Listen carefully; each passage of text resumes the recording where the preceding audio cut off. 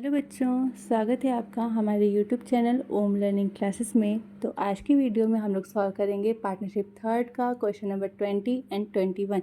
तो चलिए जल्दी से वीडियो शुरू करते हैं। तो क्वेश्चन नंबर 20 है हम लोग का कि अ, ब और स साझेदारी में व्यवसाय करते थे। लाभ हानि क्रमशः जो था वो 3:2:1 के अनुपात में बांटते थे। 31 मार्च 2016 को फर्म का आर्थिक चिट्ठा दिया हुआ है। फिर कहा है कि उक्त वर्णित तिथि पर ब निम्नांकित शर्तों पर अवकाश ग्रहण करता है। शर्त क्या है? पहली है कि भवन को 7,000 से हराशित किया जाएगा।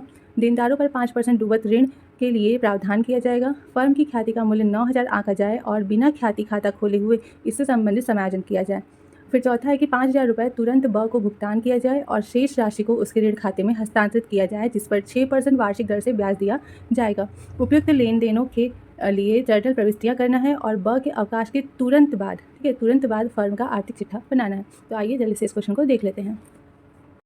तो सबसे पहले हम लोग रिवैल्यूएशन अकाउंट से संबंधित जो भी जर्नल एंट्रीज है उन्हें करेंगे। तो सबसे पहले हमारे समाज में कि भवन को 7,000 से हराशित करना है, यानी कि भवन का मूल्य कम हो रहा है। तो जब संपत्ति का मूल्य कम होता है तो जर्नल एंट्री करते टाइम उसे क्या करते हैं? क्रेडिट करते हैं। तो यहाँ पे एंट्री हो जाएगी रिवैल्यूएशन अकाउंट, डेबिट करेंगे और टू बिल्डिंग है, यहाँ पे बिल्डिंग लिख देंगे। ठीक है, कितने से? 7,000 रुपये से बिल्डिंग का मूल्य कम हुआ है, उसे दिखा देंगे। तो यहाँ पे जगह being the value of building depreciated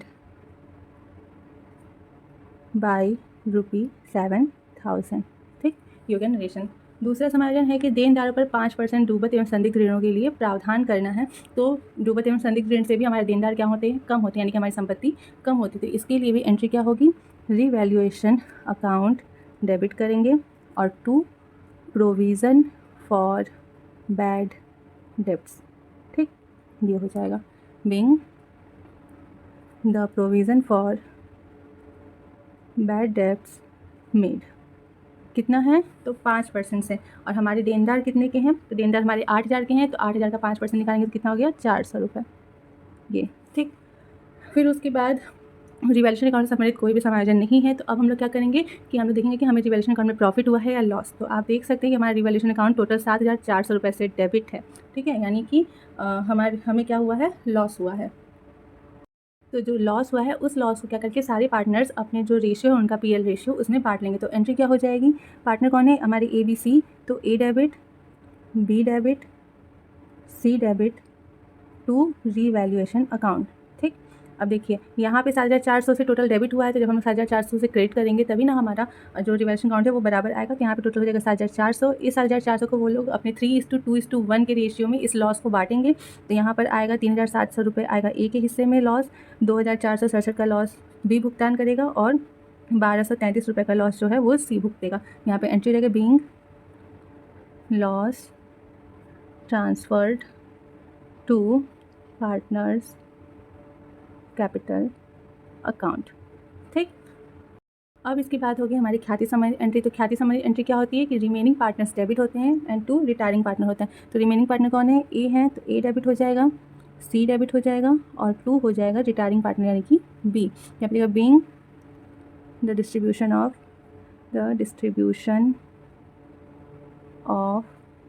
goodwill made. ठीक, अब सबसे पहले तो हमें ये निकालना पड़ेगा कि बी के हिस्से में कितनी ख्याति है, यानी कि बी को ख्याति की कितनी राशि मिलनी चाहिए। तो यहाँ हो जाएगा बीज शेयर ऑफ गुडविल।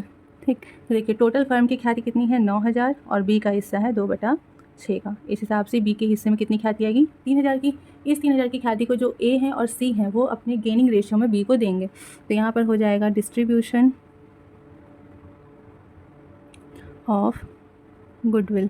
तो गेनिंग रेशियो जो है वो क्वेश्चन में ही हमें पता है, क्योंकि कोई रेशियो तो दिया नहीं है। तो बी का हिस्सा हटा देंगे तो गेनिंग रेशियो क्या होगा? 3:1, यानी 3:1 के हिसाब से क्या होगा? ए जो है वो 3,000 का 3/4 करेगा, बी को देगा। तो इस हिसाब से ए देगा 2,250 रुपये और सी जो है वो 3,000 का 1/4 देगा, यानी कि वो देगा 750 रुपये। ठीक, तो इसे हम लोग वहाँ पर दिखा देंगे। तो यहाँ पर बी के सामने दिखा देंगे टोटल 3,000 उसे मिलेगा, जिसमें से कि ए 2,250 देगा और सी जो है वो 750 रुपये देगा। ठीक, अब इसके बाद हमारे नंबर 4 में कहा है कि 5,000 रुपये तुरंत ब को भुगतान किया जा रहा है। तो हम पहले ब को भुगतान करने की एंट्री कर देंगे। तो क्या हो जाएगा? बी डेबिट करेंगे, टू कैश हो जाएगा। ठीक, कितना? 5,000 रुपये भुगतान कर रहे हैं। Being cash paid to B. अब इसके बाद बोला है कि शेष राशि जो है वो उसके ऋण खाते में हस्तांतरित कर जाएगी, यानी कि बी के हिस्से में जो रकम हो रही थी, जो बी को देने वाली रकम थी, उसमें से 5,000 उसको दे दिया गया, बाकी जो रकम बचेगी उस पर क्या करना है, उसको ऋण खाते में हस्तांतरित करना है। तो इसके लिए एंट्री होगी B's capital account debit to B's loan account, ठीक, being the remaining amount transferred to B's loan account, ठीक, ये एंट्री हो जाएगी। अब हम लोग को ये देखना होगा कि बी को अभी कितना रुपए देना बाकी, तो आइए देख लेते हैं। तो यहाँ हम लोग करेंगे ड्यू अमाउंट ऑफ बी, यानी कि बी को अभी कितना देना है। देखिए सबसे पहले बी को उसका कैपिटल देंगे, तो उसकी कैपिटल कितनी है पहले से 10,000, ठीक, ये हो गई कैपिटल। उसके बाद उसके गुडविल उसको कितनी मिल रही है 3,000, ठीक, 3,000 की गुडविल भी उसको हम लोग क्या करेंगे देंगे, ये हो गई गुडविल। इसमें से माइनस करेंगे क्या, तो जो 2,467 रुपये का उसको लॉस हुआ रिवैल्यूएशन अकाउंट में, उससे हम लोग क्या करेंगे यहाँ पर माइनस करेंगे। और फिर क्या माइनस करेंगे, जो 5,000 रुपये हम लोग उसको कैश में पे कर रहे हैं, ठीक, कैश, ये माइनस कर देंगे। 10,000 का कैपिटल उसे दिया जाएगा और 3,000 गुडविल, इतना लेने का हकदार वो बन रहा है, जिसमें से कि रिवैल्यूएशन अकाउंट का लॉस और जो कैश दिया गया उसे माइनस करेंगे। तो इस हिसाब से अब उसको कितनी राशि देनी बाकी है, तो 5,533 रुपये पाने का हकदार अभी भी बी है, तो इसे हम लोग क्या करेंगे उसके लोन अकाउंट में दिखा देंगे। तो यहाँ पर हो जाएगा 5,533 रुपये, ठीक, ये दिखा देंगे। अब इसके बाद समायोजन में बोला है कि जो रकम हम लोग लोन अकाउंट में ट्रांसफ़र कर रहे हैं उस पर 6% की दर से वार्षिक ब्याज देना है। तो इसके लिए क्या एंट्री होगी, यहाँ पर हो जाएगा इंटरेस्ट अकाउंट डेबिट कर देंगे, ठीक, टू बीज लोन अकाउंट, ठीक है, क्योंकि देखिए यहाँ पर हम लोग ड्यू कर रहे हैं, ठीक है, यानी कि इंटरेस्ट बस देना है, ये हम लोग लिख रहे हैं, यहाँ पर इंटरेस्ट दे नहीं रहे, सिर्फ और सिर्फ ड्यू हो रहा है यहाँ पर इंटरेस्ट। तो एंट्री हो जाएगी interest account debit to B's loan account being interest due on बीज लोन, ठीक, कितना, तो 5,533 रुपये का 6% निकालेंगे तो हमारा आएगा 332 रुपये का लोन, 332 रुपये का इंटरेस्ट, तो इसे हम यहाँ पर दिखा देंगे, ठीक है। तो ये बस हमें इतनी जनरल एंट्री करनी थी जो कि हमने कर दिया। अब इसके बाद हम लोग को क्या बोला क्वेश्चन में बैलेंस शीट बनाने के लिए, तो हम लोग उसे देख लेते हैं। तो बैलेंस शीट में सबसे पहले हम लोग दिखाएंगे यहाँ पर लायबिलिटी साइड में क्रेडिटर्स, ठीक, तो क्रेडिटर्स हमारे जो हैं वो है 13,590 रुपये के। इसके बाद आता है कैपिटल, तो क्योंकि हमने पार्टनर्स कैपिटल अकाउंट नहीं बनाया तो हमें कैपिटल यहाँ पर अलग से देखना पड़ेगा। तो देखिए ए का कैपिटल की बात करें तो ए का पहले से जो कैपिटल है वो है 15,000, जिसमें से कि 3,700 का लॉस जो हुआ था उसे माइनस कर दिया जाएगा, और जो 2,250 रुपये उसने गुडविल के लिए बी को दिया था उसे माइनस कर देंगे। तो अब ए का कैपिटल जो बनेगा वो बचेगा 9,050 रुपये, ठीक। सेम इसी तरीके से बी का भी हम लोग देख लेंगे। तो बी का पहले से कैपिटल था 10,000, जिसमें से कि उसका लॉस है 1,233 रुपये का लॉस रिवैल्यूएशन अकाउंट का माइनस करेंगे, और फिर 750 रुपये जो गुडविल के लिए उसने दिया था उसे माइनस करेंगे। तो बी का कैपिटल बनेगा 8,017 रुपये, इन दोनों को जोड़ देंगे 9,050 और 8,017 को, तो टोटल कैपिटल बनेगा 17,067 रुपये, ये हम लोग दिखा देंगे। और लास्ट में बी का लोन दिखा देंगे, बीज लोन। तो बी का लोन कितना था 5,533 रुपये। अब यहाँ पर एक चीज़ ये ध्यान देना है आप लोग को कि यहाँ पर लोन में हमने इंटरेस्ट का अमाउंट ऐड नहीं किया है। क्यों नहीं किया है, क्योंकि क्वेश्चन में बोला था कि हमें बी के अवकाश के तुरंत बाद, यानी कि जैसे ही बी ने अवकाश ग्रहण किया उसके जस्ट तुरंत बाद ही हमें क्या करना है, बैलेंस शीट बनाना है। तो जब हम लोग तुरंत बाद बैलेंस शीट बनाएंगे तो इंटरेस्ट तो जब भी होगा वो साल के अंत में कैलकुलेट होगा, ना कि बैलेंस तुरंत बाद होगा, ठीक है। तो इस वजह से हम लोगों ने यहाँ पर इंटरेस्ट नहीं दिखाया है, क्योंकि जब हम लोग साल के अंत में जो बैलेंस बनाएंगे उसमें हम लोग को इंटरेस्ट दिखाना होगा। अब एसेट साइड में हम लोग दिखाएंगे नकद, यानी कि कैश। तो कैश जैसा कि 5,900 रुपये पहले से था, जिसमें से कि हम लोगों ने 5,000 जो है वो बी को भुगतान करे। तो अब कैश कितना बचा है 900 रुपये। डेटर, तो डेटर हमारे थे 8,000 के, जिसमें से कि 400 का प्रावधान हो गया, तो अब हमारे डेटर हो गए 7,600 रुपये के। उसके बाद स्टॉक, स्टॉक में कोई चेंजेस नहीं हुआ था, 11,690 रुपये का। और लास्ट है बिल्डिंग, बिल्डिंग हमारे 23,000 की थी, जिसमें कि 7,000 का हराश हुआ था, तो हमारी बिल्डिंग हो गई 16,000 की, ठीक। अब इसके बाद दोनों साइड का टोटल कर देंगे, तो यहाँ हो जाएगा 36,190 रुपये, और यहाँ पर भी हो जाएगा 36,190 रुपये। तो इसी के साथ हमारा ये क्वेश्चन समाप्त होता है। आई होप कि आप लोगों को ये क्वेश्चन काफ़ी अच्छे से समझ में आ गया। इसमें मेनली बात थी कि आपको क्वेश्चन में बस ये ध्यान देना था कि क्वेश्चन में बोला है कि अवकाश ग्रहण के तुरंत बाद हमें आर्थिक चिट्ठा बनाना था। जब हम तुरंत बाद आर्थिक चिट्ठा बनाएंगे तो इंटरेस्ट का कोई भी अमाउंट हमें यहाँ पर नहीं दिखाना है बैलेंस शीट में, बस इतना ही हमें इस क्वेश्चन में ज़्यादा ध्यान देना था। आई होप कि आप लोगों को ये क्वेश्चन काफ़ी अच्छे से समझ में आया होगा। चलिए अब चलते हैं नेक्स्ट क्वेश्चन की तरफ। तो क्वेश्चन नंबर 21 ने हम लोग कहा कि एक फर्म में ए, बी तथा सी समान साझेदार हैं। 31 मार्च 2016 को उनका चिट्ठा निम्न प्रकार था। तो ये चिट्ठा दिया हुआ है। फिर कहा है कि 1 अप्रैल 2016 को ए ने अवकाश ग्रहण किया। शर्तें निम्न थी। पहला था कि भूमि एवं भवन का मूल्य 12,200 रुपये, संयंत्र एवं मशीनरी का मूल्य 13,000 रुपये तथा विनियोग का मूल्य 18,000 रुपये निश्चित हुआ है। दूसरा है कि ख्याति का मूल्य 21,000 रुपये निश्चित हुआ है। ए ने विनियोग को नए मूल्य पर लेना स्वीकार किया है। बी ने 8,000 रुपये की अतिरिक्त पूंजी के रूप में लगाना स्वीकार किया है और ए को देय राशि देश ने यहाँ पे देय राशि होगा पर भुगतान कर दिया गया है। पुनर्मूल्यांकन खाता बनाकर हमें नई फर्म का आर्थिक चिट्ठा तैयार करना है। तो आइए जल्दी से इस क्वेश्चन को भी देख लेते हैं। तो रिवैल्यूएशन अकाउंट में सबसे पहले हम लोग क्या दिखाएंगे, हमारे समायोजन में दिया है कि भूमि एवं भवन का मूल्य जो है वो 12,200 रुपये हो गया, ठीक है। जबकि आर्थिक चिट्ठा जो है उसमें हमारा भूमि एवं भवन 8,400 रुपये का है। तो नया मूल्य 12,200 में से पुराना मूल्य 8,400 माइनस करेंगे तो हमारे भूमि एवं भवन में कितने रुपये की वृद्धि हुई है, 3,800 रुपये की वृद्धि हुई है। तो संपत्ति का मूल्य बढ़ता है तो उसको हम लोग क्रेडिट साइड में दिखाएंगे। बाई लैंड एंड बिल्डिंग हो जाएगा कितना, 3,800 रुपये से, ठीक। उसके बाद संयंत्र एवं मशीनरी का नया मूल्य 13,000 रुपये दिया है, जबकि संयंत्र एवं मशीनरी का पुराना मूल्य 14,000 यानी कि इसका मूल्य 1,000 रुपये से कम हुआ है तो लॉस हुआ है। तो हम लोग डेबिट साइड में दिखाएंगे टू प्लांट एंड मशीनरी, ठीक, कितना 1,000 रुपये। फिर लास्ट है कि विनियोग का मूल्य 18,000 रुपये है नया और पुराना है 16,000 यानी कि विनियोग का मूल्य 2,000 रुपये से बढ़ा है, संपत्ति बढ़ी है तो हम लोग उसको क्रेडिट में दिखाएंगे। बाई इन्वेस्टमेंट कितना, 2,000 रुपये से, ठीक। अब इसके अलावा और कुछ भी इसमें हम लोग नहीं दिखाएंगे। तो अब क्या करेंगे, टोटल करेंगे। तो टोटल हमारा जो है वो इस साइड का ज़्यादा है, क्रेडिट साइड का टोटल कितना हो रहा है 5,800 रुपये, ठीक।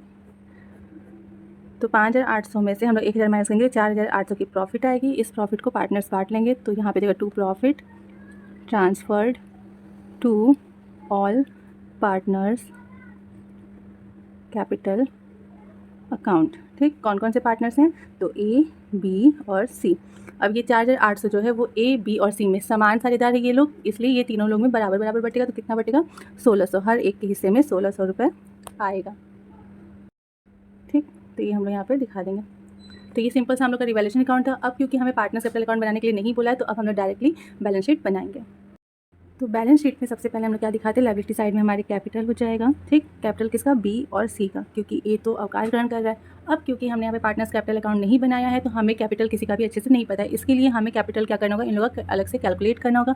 बट बी और सी का कैपिटल कैलकुलेट करने से पहले हम लोग के लिए ज़रूरी है कि जो ख्याति की राशि ए को मिलने वाली है, क्योंकि वो ख्याति की राशि कौन देगा, उसे बी और सी ही देंगे, तो हम लोग को पहले उस ख्याति की राशि की गणना कर लेनी चाहिए, उसके बाद हम लोग कैपिटल का कैलकुलेशन करेंगे। तो यहाँ पर नोट में पहले हम लोग देख लेते हैं।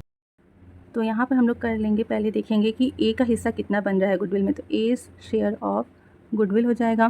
तो देखो समायोजन में हमें बोला है कि 21,000 रुपये ख्याति का मूल्य है, टोटल ख्याति का। तो 21,000 का वो कितना लेगा, क्योंकि तीनों समान साझेदार थे तो 1/3 हिस्सा एक हिस्से में आएगा, तो यानी कि 7,000 रुपये ख्याति की राशि ए को चाहिए। अब इस ख्याति की राशि को बी और सी क्या करेंगे, अपने गेनिंग रेशियो में देंगे। तो यहाँ पर हो जाएगा डिस्ट्रीब्यूशन ऑफ गुडविल, ठीक। तो देखो बी जो है वो 7,000 का हाफ देगा गेनिंग रेशियो, क्योंकि जब ए निकल जाएगा तो इन लोगों का गेनिंग रेशियो न्यू रेशियो क्या बनेगा, हाफ हाफ। तो 3,500 रुपये बी देगा और सी जो है वो भी 7,000 का आधा यानी कि 3,500 रुपये देगा, ठीक। तो ये तो हो गई ख्याति की राशि, हमें पता चल गई कि बी और सी कितना देंगे। अब हम लोग कैलकुलेट कर लेते हैं कि बी और सी का नया कैपिटल कितना होगा। तो यहाँ पर हो जाएगा कैलकुलेशन ऑफ कैपिटल, ठीक। तो देखो सबसे पहले बी का करते हैं। तो बी के पास पहले से जो आर्थिक चिट्ठी में पूंजी है वो कितनी है, 13,200 रुपये की, ठीक। उसके बाद रिवैल्यूएशन अकाउंट में जो 1,600 का प्रॉफिट हुआ है उसे भी बी लेगा, जो उसके कैपिटल में ऐड हो जाएगा। उसके बाद हमारे समायोजन में बोला है कि बी जो है वो 8,000 की अतिरिक्त पूंजी लेकर के आ रहा है, तो जो 8,000 की अतिरिक्त पूंजी लेकर आ रहा है उसे भी उसके कैपिटल में ऐड करेंगे। और इसमें से जो गुडविल की राशि ए को जाते टाइम दे रहा है 3,500 रुपये का, इसे हम लोग क्या करेंगे, माइनस करेंगे। तो इस हिसाब से कुल मिलाकर के बी का जो नया कैपिटल बनेगा वो बनेगा 19,300 रुपये, ठीक। इसी हिसाब से सी का अगर हम लोग देखें तो सी की पहले से जो पूंजी है वो है 16,000 रुपये, जिसमें से कि 1,600 रुपये उसका प्रॉफिट है रिवैल्यूएशन अकाउंट का, उसे ऐड करेंगे। और ये कोई अतिरिक्त पूंजी नहीं ला रहा है और गुडविल की जो राशि है उसे माइनस कर देंगे। तो इस हिसाब से सी का जो नया पूंजी बनेगा वो बन रहा है 14,100 रुपये। तो ये जो दोनों नई पूंजी है इसे हम लोग क्या करेंगे, अपने बैलेंस शीट में दिखा देंगे। तो यहाँ बी के सामने हो जाएगा 19,300 रुपये और सी के सामने 14,100 रुपये। टोटल हो गया कैपिटल 33,400 रुपये का। लास्ट में दिखा देंगे क्रेडिटर्स हमारे हैं 14,000 रुपये के, ठीक। अब आते हैं एसेट साइड में। एसेट साइड में सबसे पहले हमारे पास है कैश, तो क्योंकि देखिए समायोजन में बोला है लास्ट में कि ए को जो भी देय राशि थी उसका भुगतान हो गया, तो भुगतान किस में से होगा, कैश में से हुआ होगा। तो अभी हमें तो ये पता नहीं है कि ए को हमने कितना भुगतान किया है, जिससे कि हमें ये सही से पता चल सके कि हमारे पास कैश अभी कितना है। तो उसके लिए हम लोग को कैलकुलेट करना पड़ेगा कि हमने ए को कितनी राशि भुगतान की है। तो आइए देख लेते हैं। तो यहाँ हो जाएगा कैश पेड टू ए। ठीक, तो देखिए ए को कितना मिलना चाहिए। सबसे पहले जो उसका पहले से कैपिटल है 16,000 का उसका कैपिटल, ठीक, ये मिलना चाहिए। प्लस जो 1,600 रुपये का रीवैल्यूएशन अकाउंट का प्रॉफिट था वो मिलना चाहिए। ठीक, उसके बाद 7,000 रुपये का जो उसका गुडविल का हिस्सा बन रहा था ये मिलेगा।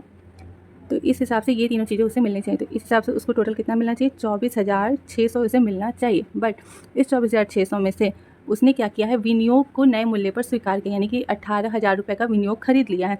तो विनियोग उसने लिया 24,600 में से, तो विनियोग का जो अमाउंट है उसे माइनस कर देंगे, क्योंकि उसने विनियोग लिया, एक तरीके से संपत्ति ली। तो कैश भी हमारी संपत्ति, तो वो चाहे कैश ले चाहे वो विनियोग ले, तो इस हिसाब से 18,000 रुपये क्या हुआ, कम हो गया। तो अब उसे हमें टोटल कैश में कितना देना है, तो अब उसे हमें कैश में देना है 6,600 रुपये, इतना हमें उसे कैश में देना है। तो अब हम लोग देख लेते हैं कि हमारे पास कैश कितना बच रहा है। तो देखिए कैश में हमारे पास पहले से आर्थिक चिट्ठा में 2,800 रुपये का कैश था, जिसमें से कि बी जो है वो अतिरिक्त पूंजी के रूप में 8,000 लेकर के आया है, तो वो 8,000 भी कैश के रूप में आया होगा। और 6,600 हमने क्या किया, भुगतान कर दिया है ए को। तो अब हमारे पास इस हिसाब से कैश कितना बच रहा है, 4,200 रुपये का। तो इसे हम लोग दिखा देंगे। ठीक, उसके बाद है डेटर, विनियोग तो दिखाएंगे नहीं क्योंकि विनियोग दिया जा चुका है ए को। तो उसके बाद है डेटर, डेटर दिखाएंगे। हमारे डेटर कितने के हैं, 18,000 रुपये के। उसके बाद plant and machinery, plant and machinery का जो नया मूल्य है वो है 13,000। और लास्ट है land and building, land and building का नया मूल्य है 12,200 रुपये, इसे दिखा देंगे। अब उसके बाद हम लोग टोटल करेंगे, तो दोनों साइड का जब हम लोग टोटल करेंगे तो हमारा आएगा 47,400 रुपये। ठीक, तो आई होप कि आप लोग को ये क्वेश्चन काफ़ी अच्छे समझ में आएगा और बहुत ही आसान सा क्वेश्चन था, बस थोड़ा सा दिमाग लगाने की ज़रूरत थी। तो इसी के साथ आज का हमारा ये वीडियो यहीं पे समाप्त होता है। आई होप कि आप लोग को ये दोनों ही क्वेश्चन काफ़ी अच्छे से समझ में आए होंगे। तो इसी तरीके के और वीडियोज़ के लिए बने रहिए हमारे यूट्यूब चैनल ओम लर्निंग क्लासेस पे। Thank you.